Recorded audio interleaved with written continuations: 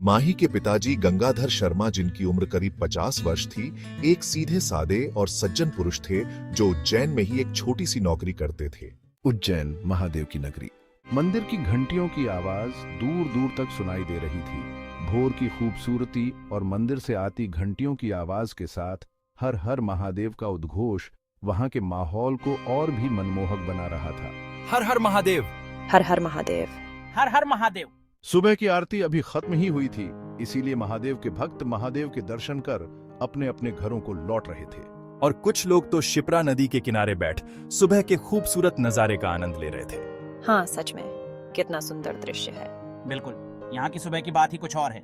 वहीं शिप्रा नदी के तट पर बैठी हुई एक लड़की सुबह के खूबसूरत नजारे को निहार रही थी। वो लड़की काफी खूबसूरत थी, बिल्कुल एक सुबह की पहली किरण की तरह निश्चल और प्योर। लड़की की उम्र लगभग 19 बरस रही होगी। सुबह की लालिमा में उसका दूध जैसा बेदाग गोरा रंग और भी निखर कर आ रहा है।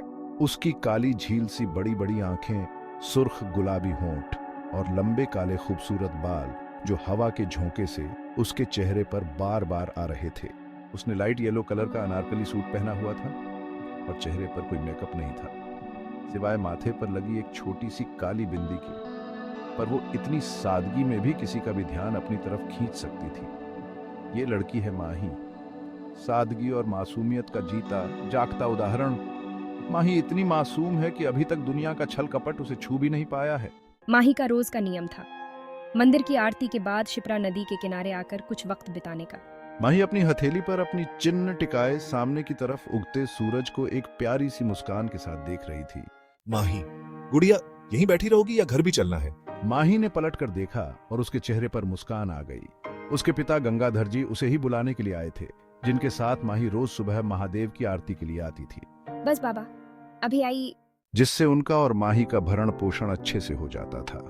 माही की माँ सुमित्रा देवी माही को जन्म देते ही गुजर गई थी। तब से गंगाधर जी ने ही माही को माँ और बाप दोनों का प्यार देकर पाला था। हालांकि उनके बाकी सब रिश्तेदारों ने उन्हें दूसरी शादी के लिए कहा भी था, लेकिन वो माही के लिए सौतेली माँ नहीं लाना चाहते थे। माही ने आरती की थाली उठाई और सीढ़ियां चढ़ते हुए ऊपर आई और अपने बाबा के सामने खड़ी हो मुस्कुराते हुए बोली, बाबा चलिए घर। तुम कभी यहाँ आना नहीं भूलती ना माही? हाँ बाबा, मुझे ये जगह बहुत सुकून देती है। मन करता है पूरा दिन यहीं बैठी रहूं। सुबह के वक्त ये जगह और भी खूबसूरत हो जाती है। माही ने एक बार फिर पीछे मुड़कर बहती हुई नदी को देखा और दोबारा अपने बाबा से कहा, आपको पता है बाबा, मैं जब भी इस नदी के किनारे बैठती हूँ ना तो मुझे लगता है कि मैं अपनी माँ के पास बैठी हूँ। तुम बिल्कुल अपनी माँ जैसी हो माही। तुम्हारी माँ को भी बहुत पसंद था आरती के बाद यहाँ आकर बैठना। तब मैं उसे ऐसे ही यहाँ बुलाने आया करता था। हाँ बच्चा, सच्ची। अच्छा गुड़िया, अब जल्दी से घर चलो, आज तुम्हारा रिजल्ट भी तो आना है ना। यह सुनकर माही ने चौंकते हुए अपने सिर पर हाथ रखा और कहा, हे महादेव, मैं तो भूल ही गई। फिर भागते हुए बोली, जल्दी चलो बाबा, मुझे देर हो जाएगी। गंगाधर जी पीछे से आवाज देते रह गए, अरे गुड़िया संभल कर, गिर मत जाना। लेकिन तब तक माही भागते हुए काफी आगे निकल चुकी थी। गंगाधर जी का घर एक पुरानी हवेली जो उज्जैन के दिल में बसी हुई है, अपनी सादगी और परंपराओं के लिए जानी जाती है। घर पहुंचते ही जल्दी से माही ने नाश्ता तैयार किया और फटाफट नाश्ता कर जाने को हुई ही थी कि उसका फोन रिंग करने लगा। फोन की स्क्रीन पर चाचा जी नाम शो हो रहा था। नाम पढ़ते हुए माही ने चिल्लाकर अपने बाबा को बुलाया, बाबा जल्दी आइए, चाचा जी का फोन आया है। जब तक उसके बाबा आते माही ने फोन रिसीव लिया और बोली, नमस्ते चाचा जी, कैसे हैं आप? आज बड़े दिनों बाद आपको अपनी गुड़िया की याद आई, माही ने बड़ी ही मासूमियत से शिकायत करते हुए कहा। अरे मेरी प्यारी गुड़िया, मैं तो हमेशा तुम्हें याद करता हूँ, बस काम में थोड़ा व्यस्त हो गया था। माही के चाचा जी महेश चंद शर्मा इंदौर शहर के बड़े बिजनेसमैन में शुमार थे। उनके परिवार में वो, उनकी पत्नी निर्मला देवी और उनकी बेटी सारिका थी। सारिका माही से 4 साल बड़ी थी, क्योंकि माही अपने माँ बाप की शादी के 10 साल बाद काफी मन्नतों से हुई थी, इसलिए वो सबकी लाडली थी। सारिका माही को बहुत प्यार करती थी और उसके लिए हमेशा प्रोटेक्टिव भी रहती थी। उसकी करीब करीब रोज ही माही से बात होती रहती थी। महेश चंद जी और निर्मला जी दोनों चाहते थे कि गंगाधर जी और माही दोनों उनके पास आकर रहें, लेकिन गंगाधर कभी उज्जैन को छोड़कर जाना ही नहीं चाहते थे। महेश जी ने तो कई बार गंगाधर जी से कहा भी था कि माही को वो अपने पास ही रख लेंगे, लेकिन जब से माही पैदा हुई थी, गंगाधर जी ने माही को खुद से कभी दूर नहीं किया था। आखिर माही में उनकी जान जो बसती थी। अरे मेरी गुड़िया, तुम्हें तो हम रोज याद करते हैं। तुम तो हम सबकी जान हो, तुम्हें हम भूल सकते हैं क्या? वैसे आज तुम्हारा रिजल्ट आने वाला है ना, उसके लिए बेस्ट ऑन ऑफ लक। धन्यवाद चाचा जी। अच्छा, आप बाबा से बात कीजिए, मुझे देर हो रही है। मैं वापस आकर आपसे बात करती हूँ। कहकर माही ने फोन गंगाधर जी को पकड़ा दिया और जल्दी से अपना बैग उठाकर भागते हुए बाहर चली गई। अरे बिटिया ध्यान से। तब तक माही घर से बाहर चली गई थी। गंगाधर जी ने हंसते हुए अपना सिरना में हिलाया, फिर फोन को कान पर लगाकर मुस्कुराते हुए बोले, कैसे हो महेश? निर्मला और हमारी सारिका बिटिया कैसी है? सब अच्छा है भैया, बस आपका आशीर्वाद है। फिर कुछ सोचते हुए, भैया फिर आपने क्या सोचा है? किस बारे में? आपके और माही के यहाँ इंदौर आने के बारे में।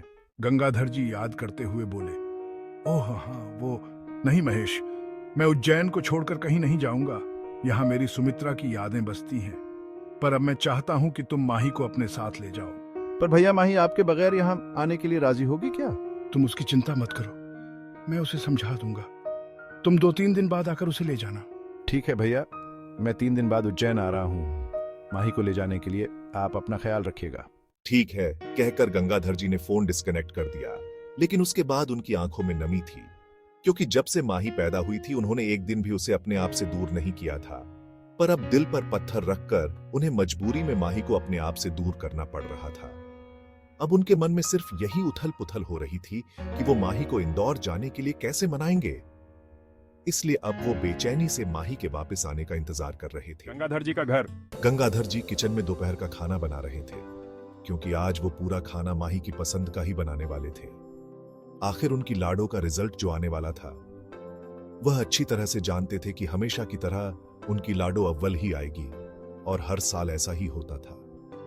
जिस दिन भी माही का रिजल्ट आने वाला होता था, गंगाधर जी अपने हाथों से उसकी पसंद का खाना पहले से ही तैयार करके रखते थे। साथ में माही की पसंद का मूंग दाल का हलवा भी, जो माही को बहुत पसंद था, और वह भी अपने बाबा के हाथ का बना हुआ। लेकिन गंगाधर जी के मन में उधेड़बुन भी चल रही थी कि वह माही को इंदौर जाने के लिए राजी कैसे करेंगे, क्योंकि वह भी जानते थे कि माही उन्हें छोड़कर कभी भी इंदौर जाने के लिए राजी नहीं होगी। लेकिन माही के फ्यूचर के लिए उसे इंदौर भेजना जरूरी भी था, और शायद कुछ मजबूरी भी। दोपहर का वक्त। माही दौड़ते हुए आई और अपने बाबा को पुकारने लगी, बाबा बाबा कहाँ हैं आप? गंगाधर ने खुश होते हुए कहा, अरे मेरी गुड़िया, तुम्हारी खुशी देखकर ही मैं समझ गया था।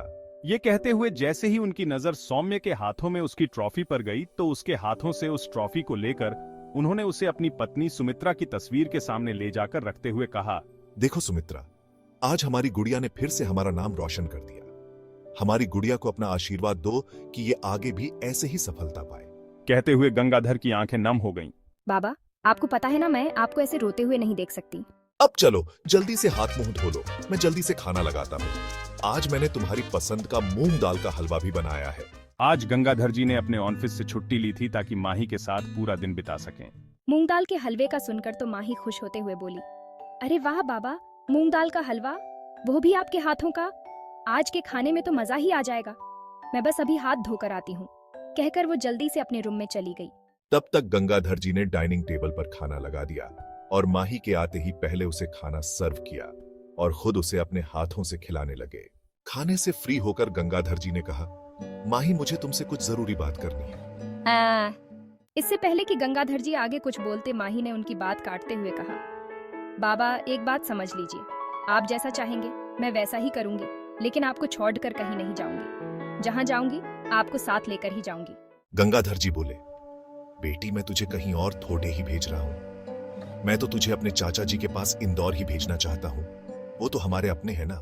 माही थोड़ा जिद करते हुए बोली, बाबा मैं इंदौर तो जाऊंगी, लेकिन आपको लेकर, वरना नहीं। गंगाधर जी फिर से उसे समझने की कोशिश करते हुए बोले, देखो माही जिद मत करो, और मैं कब कह रहा हूं कि मैं इंदौर नहीं आऊंगा। तुम्हारे जाने के कुछ दिन बाद ही मैं भी आ जाऊंगा। और बेटा, क्या तू मेरी इतनी सी बात नहीं मानेगी? कुछ ही दिनों की तो बात है। ये कहते हुए गंगाधर जी ने थोड़ा मुंह बना लिया हो, जैसे वो उससे नाराज हो। गंगाधर ने झूठ बोला, क्योंकि वो किसी भी हाल में माही को इंदौर भेजना चाहते थे। इस बारे में उन्होंने पहले ही महेश जी से बात कर ली थी, ताकि जब वो माही को लेने आए तो माही से यही बात कहें। माही अपने बाबा से बहुत प्यार करती थी, इसलिए उन्हें नाराज नहीं कर सकती थी। इसलिए अपने बाबा का नाराज चेहरा अपने हाथ से ऊपर करते हुए बोली, बाबा, आप तो जानते हैं ना, मैं आपको नाराज नहीं कर सकती, लेकिन आप जरूर आएंगे ना? लेकिन दूसरी तरफ गंगाधर जी अपनी पत्नी सुमित्रा की तस्वीर के सामने आंखों में आंसू लिए खड़े थे। उन्होंने तस्वीर से बातें करते हुए कहा, सुमी, आज मैंने अपनी गुड़िया से पहली बार झूठ बोला, लेकिन मेरी मजबूरी थी। तुम तो सब जानती हो ना, उसके लिए मुझे ये फैसला लेना ही था। 3 दिन बाद महेश जी गंगाधर जी के घर पहुंचे और अंदर कदम रखते ही उन्होंने माही को आवाज दी, माही, मेरी गुड़िया रानी कहाँ है तू? माही महेश जी की आवाज सुन अपने रूम से दौड़ती हुई आई। चाचा जी, आप आ गए। माही दौड़ते हुए आई और महेश जी के गले लग गई। महेश जी की आवाज सुन गंगाधर जी भी बाहर आए। उन्हें देख महेश जी ने उनके पैर छू लिए। गंगाधर जी ने उन्हें अपने गले लगा लिया। गंगाधर जी महेश जी से कोई बात भी कर पाते, माही महेश जी का हाथ खींचकर अपने रूम में लेकर जाने लगी। माही उनका हाथ पकड़ कर ले जाते हुए बोली, पहले मेरे रूम में चलिए। कुछ देर बाद गंगाधर जी महेश को बुलाने आए तो देखा माही महेश की गोद में सिर रखे सो रही थी। माही को ऐसे सोता देख गंगाधर जी के चेहरे पर मुस्कान आ गई। महेश जी ने उन्हें आवाज न करने का इशारा किया और धीरे से माही को बेड पर से लिटा दिया और उसके सिर पर प्यार से हाथ फेरते हुए उसके फोरहेड पर किस किया और माही के रूम से बाहर आ गए। गंगाधर जी महेश को अपने रूम में ले गए। गंगाधर जी की आवाज सुन गंगाधर जी भी बाहर आए। उन्हें देख महेश जी ने उनके पैर छू लिए। गंगाधर जी ने उन्हें अपने गले लगा लिया। महेश जी से कोई बात भी कर पाते, माही महेश जी का हाथ खींचकर अपने रूम में लेकर जाने लगी। पहले मेरे रूम में चलिए। अरे, अपने चाचा को थोड़ा आराम तो करने दे और तो पूछ। उनके आते ही तुमने उसे परेशान कर दिया। माही की बातें सुन दोनों भाइयों को हंसी आ गई। हंसते हुए माही के साथ चले गए। कुछ देर बाद गंगाधर जी महेश को बुलाने आए तो देखा माही महेश की गोद में सिर रखे सो रही थी। माही को ऐसे सोता देख गंगाधर जी के चेहरे पर मुस्कान आ गई। धीरे से, श्श, आवाज ना करें। महेश जी ने धीरे से माही को बेड पर लिटा दिया। फिर उसके सिर पर प्यार से हाथ फेरते हुए उसके फोरहेड पर किस किया और माही के रूम से बाहर आ गए। गंगाधर महेश को अपने रूम में ले गए। भैया, मैं एक बार फिर आपसे रिक्वेस्ट करता हूं, प्लीज हमारे साथ ही चलिए। नहीं महेश, मैं तुम्हारे साथ नहीं आ सकता। अब माही की जिम्मेदारी तुम पर है। मुझे तुम पर और निर्मला पर पूरा भरोसा है कि तुम माही को मां बाप दोनों का ही प्यार दोगे, और जब भी सही वक्त आएगा मैं वहां आ जाऊंगा। महेश ने गंगाधर की बातों को ध्यान से सुना और एक गहरी सांस लेते हुए सिर हिलाकर सहमति जताई। ऐसे ही कुछ देर बात करने के बाद महेश जी अपने रूम में सोने चले गए। ऐसे ही 2 दिन कब बीत गए पता ही नहीं चला। अब उनके इंदौर जाने का वक्त भी आ गया। माही थोड़ा उदास थी क्योंकि आज वो पहली बार अपने बाबा को छोड़ उनसे दूर जा रही थी, लेकिन उसके बाबा जल्दी ही उसके पास आ जाएंगे। ऐसा सोच उसने अपने मन को समझा लिया था। ऐसे ही आंखों में आंसू लिए उज्जैन से विदा हुई। जो आंसू गंगाधर जी ने रोक रखे थे वो माही के जाते ही बह निकले।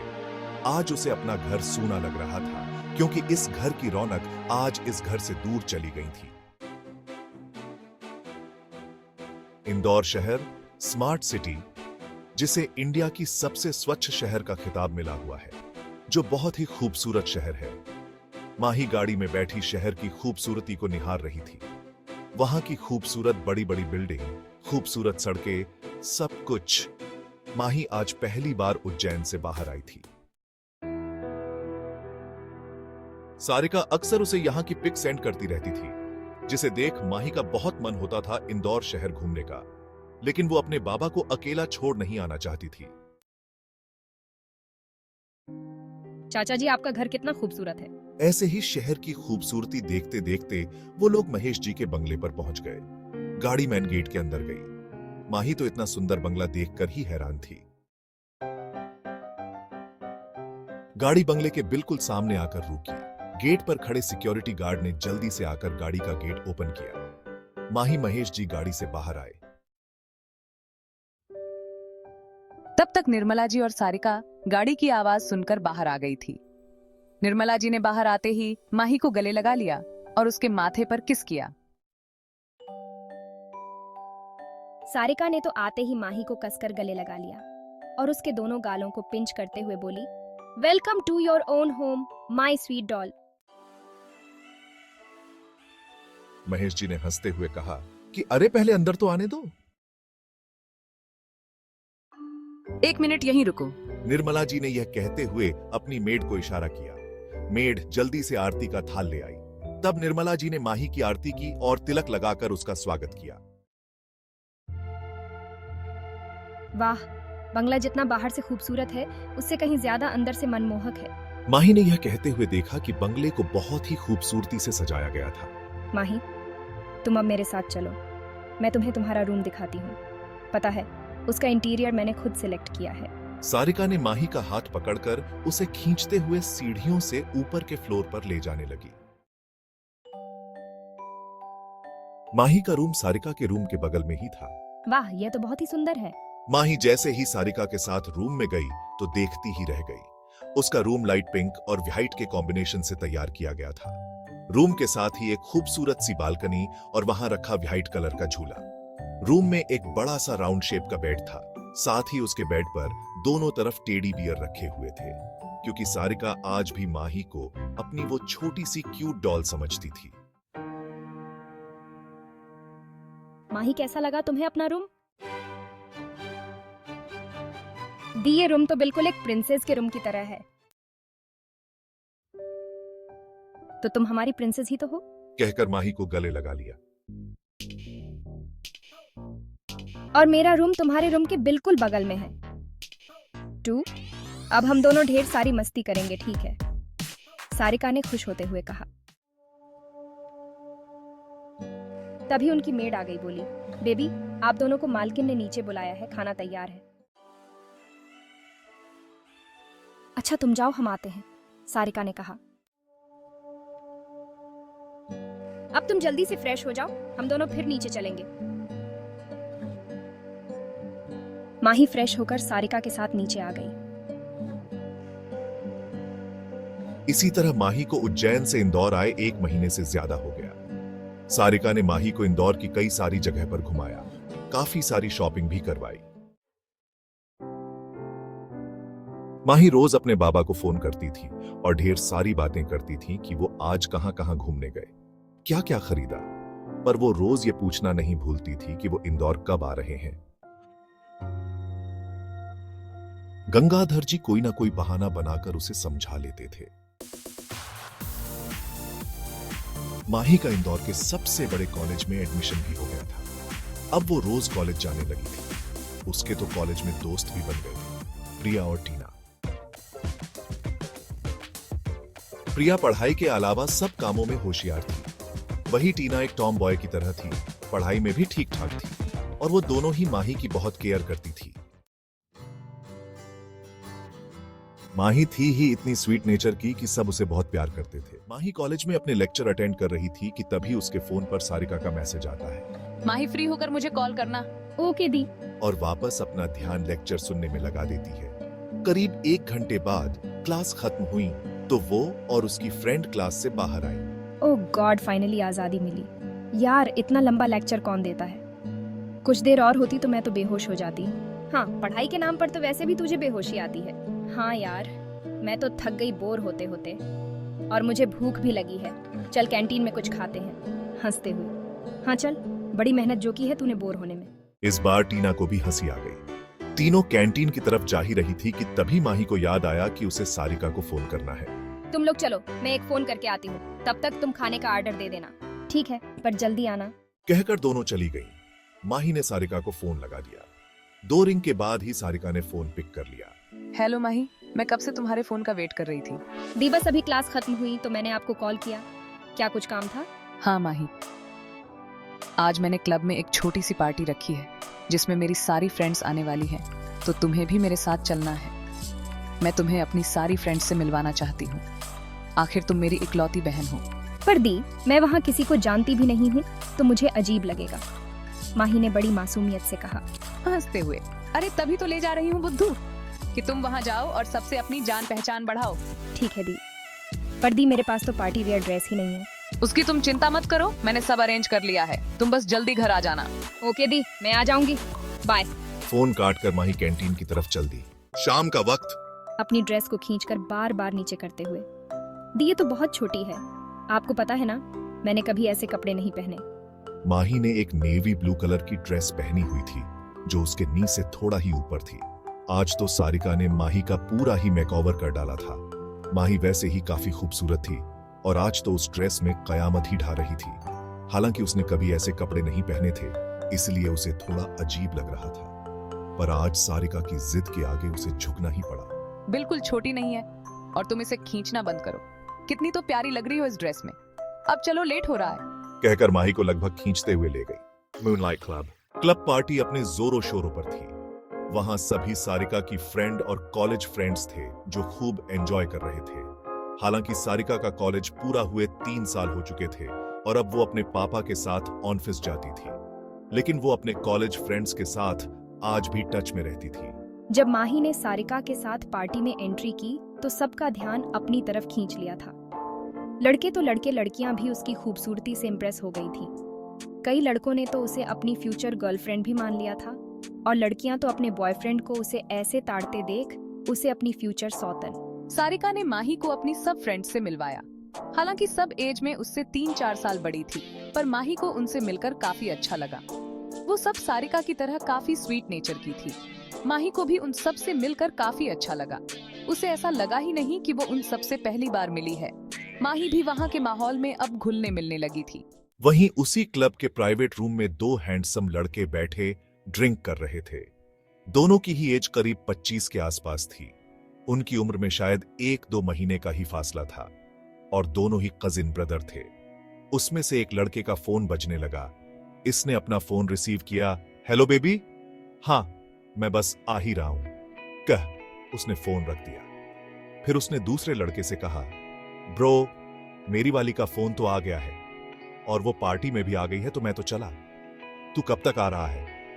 दूसरे लड़के ने अपनी ड्रिंक में से एक सिप ली और कहा, मेरी वाली अभी पार्टी में नहीं आई है, जब वो आ जाएंगी तब मैं भी पार्टी में आ जाऊंगा। ओके ब्रो, पर ज्यादा ड्रिंक मत करना, तू नशे में पागल हो जाता है, उसने हंसते हुए कहा। तू जाकर अपनी वाली को संभाल, मेरी चिंता मत कर, उस लड़के ने घूरते हुए कहा। नहीं, वो तो बस मैं तुझे समझा रहा था, क्योंकि तू नशे में कोई ना कोई कांड कर ही देता है। उस लड़के ने जाते हुए अपनी एक आंख विंक की और गेट ओपन कर बाहर चला गया। अगर आपको मेरी यह स्टोरी पसंद आए तो प्लीज इसे लाइक जरूर करें।